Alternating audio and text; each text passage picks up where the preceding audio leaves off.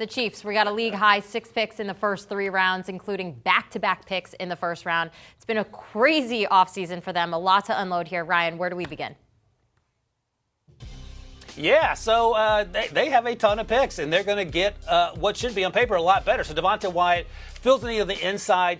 Jahan Dotson, for me, is a second-round pick. But I think if you understand that you're going to Andy Reid's offense and the guy coordinating Andy Reid's offense is named Patrick Mahomes, you're willing to make some exceptions and perhaps move a guy up 10 or 15 spots. I think he makes a lot of sense in that offense, knowing what's going to be around him. Tariq Woolen blazed a 4.3 something at the combine. He's a former wide receiver, which makes sense going to Kansas City right now.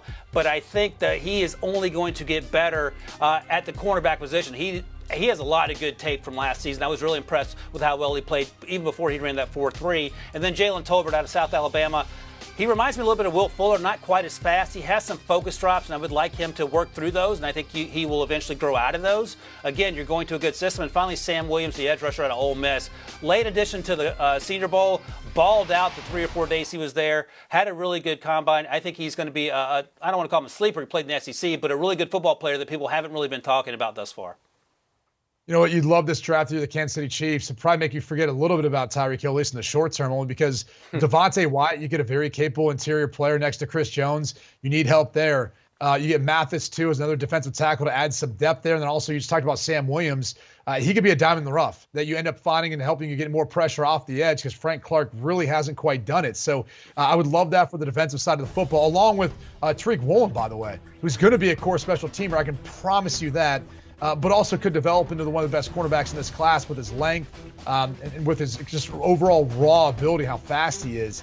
Then Jahan Dotson. Jahan Dotson is like that big go-to play wide receiver that Penn State needed all year long. I don't care what game you were talking about.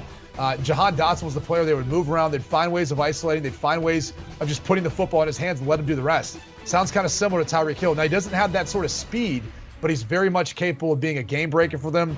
Ryan talked about Jalen Tolbert and the impact he may have, but I would think Dotson would be a great fit for this offense and how it could be constructed, given the creativity of Andy Reid and his staff and how they like to move guys around to get them the football. Do you want a sports network that delivers everything that matters about the game? The highlights, the picks, the instant analysis, no yelling, no fake debates, no politics.